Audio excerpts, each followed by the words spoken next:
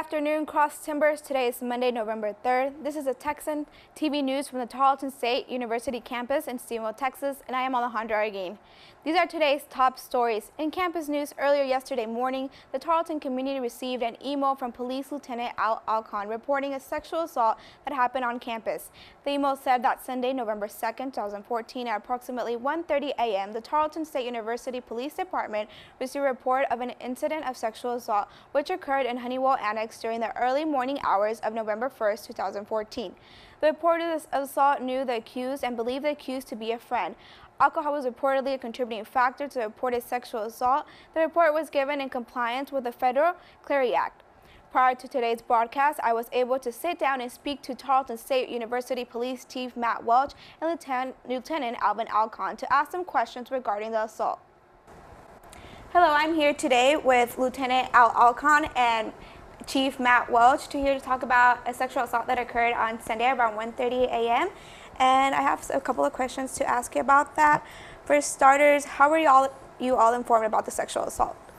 Actually, we received a call from the control center that a third party had contacted them and asked us to meet the reporting party at the police station concerning an assault. Okay. And what was your immediate course of action after you heard about the assault? The patrol officer, Officer Temez, responded to the station and met the reporting party. She was able to, when the young lady got out of the car, she saw that she was crying and she asked her if she was there to report an assault or a sexual assault. She said that she was there to report a sexual assault. So Officer Temez immediately contacted Detective Bent, and they basically started to follow the sexual assault protocol for Erath County, and Detective Bent returned to work and began to talk with the reporting party, and then just went from there.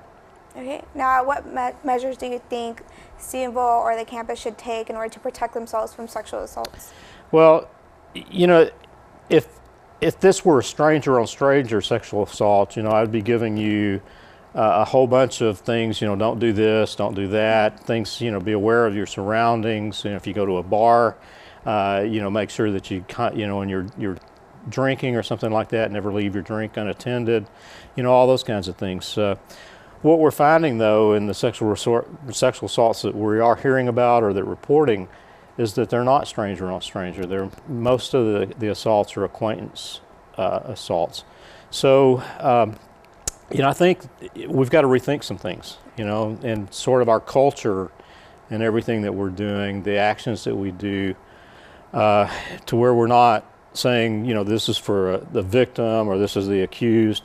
But we really need to start looking at what is consent, what's not consent. We need to start looking at issues of if alcohol is involved, how much alcohol is involved, whether you got a buddy system, whether, and set some guidelines amongst the acquaintances as to what, what is allowed and what's not allowed, what you want to participate in, what you don't want to participate in.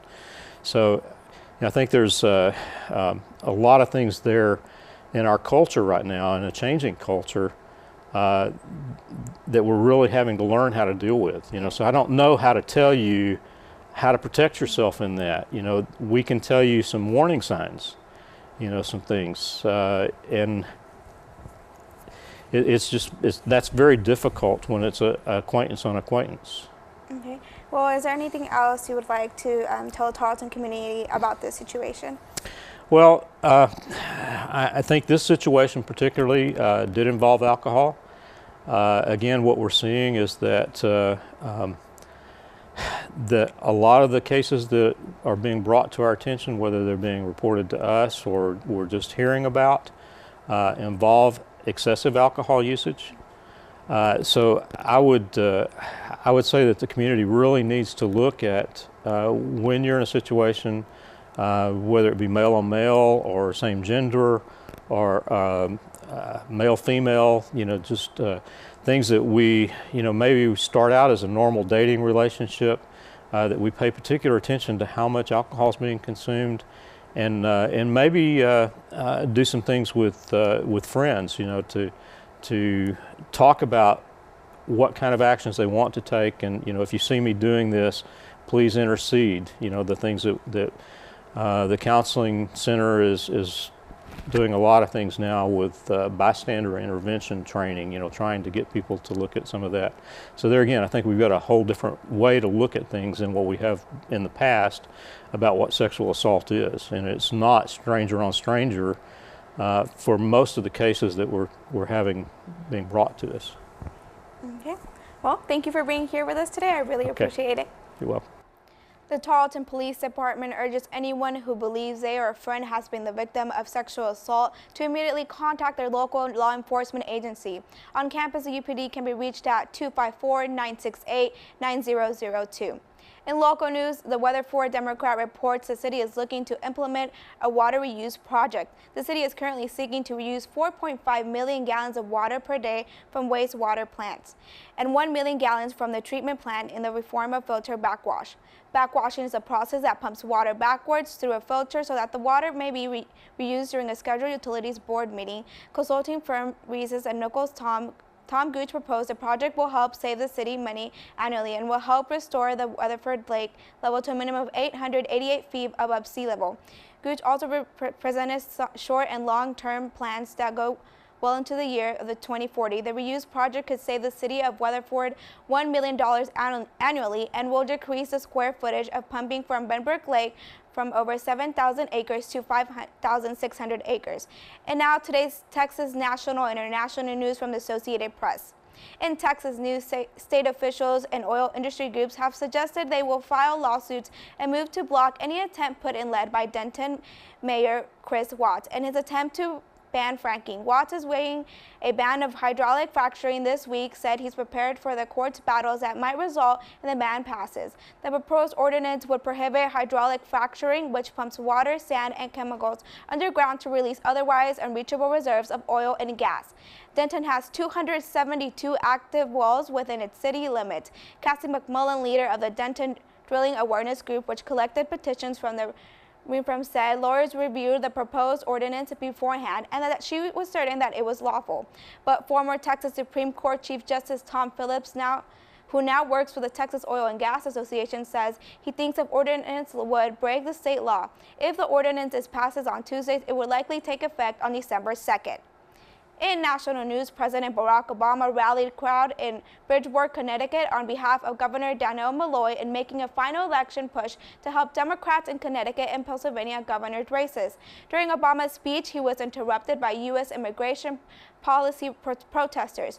One of the protesters had a t-shirt that said, "Obama deports parents." Obama then told the crowd he supports the immigration reform and that he is not the one blocking it. Here's the AP video. But here's why it's so important for you to get other people to vote.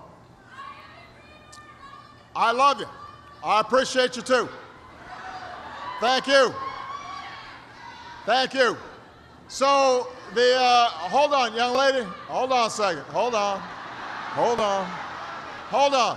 You're a dreamer, and I gave you relief administratively, and we're going to work on the next one. The Republicans are blocking immigration reform. That's one more reason why we need a Democratic Senate. So I support you. I'm with you. I'm with you. I'm with you. And you need to go protest the Republicans. When you step in the voting booth, you're making a choice not just about party, not just about candidates. You're making a choice about two different visions of America. And you've got to ask yourself, who's going to be fighting for you? Who's going to be on your side? Who cares about the single mom? Who cares about the student who's maybe the first in their family to go to college? Who's going to fight for you? Tom Wolf, that's a good answer. You're paying attention. In international news, on Saturday, hundreds of Mexican men and women dressed up in Mexico City like skeleton lady, known as La Catrina, established the Guinness World Record of the most Catrinas gathered in one place at one time. Here's the AP video.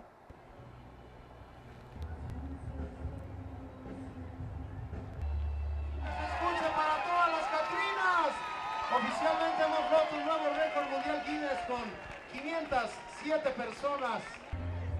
y a todas las Catrinas que están formadas. ¿Quiénes más tenemos por ahí? Así es, y queremos agradecer en memoria del maestro José Guadalupe Posada Aguilar. Estamos honrando también. ¿Listas? ¿Ya están todas? And according to the Weather Channel, today's high will be 69 degrees with a low of 55 degrees, and tomorrow will be a high of 66 degrees and a low of 48 degrees with a 90% chance of rain. This has been a production of the Texan TV News, a production of the Texan News Service with the Tarleton State University campus in Stephenville, Texas. Tune in to Northland Cable Channel 9 on weekdays at 12:30 for each day's top stories, and Wednesdays at 1 for the week's top stories in Spanish. You can follow Texan News Service on Facebook and Twitter, and check out our website at www.texannews.net for all of your latest local, state, national, international news, as well as all of your entertainment and sport updates, and the live streams of Texan TV News. Today's broadcast was produced by Hillary Foreman, Caitlin Gass, Dixie Taylor, and Taylor Kennedy. I am Alejandra Arreguin. Have a wonderful day, Tarleton Texans.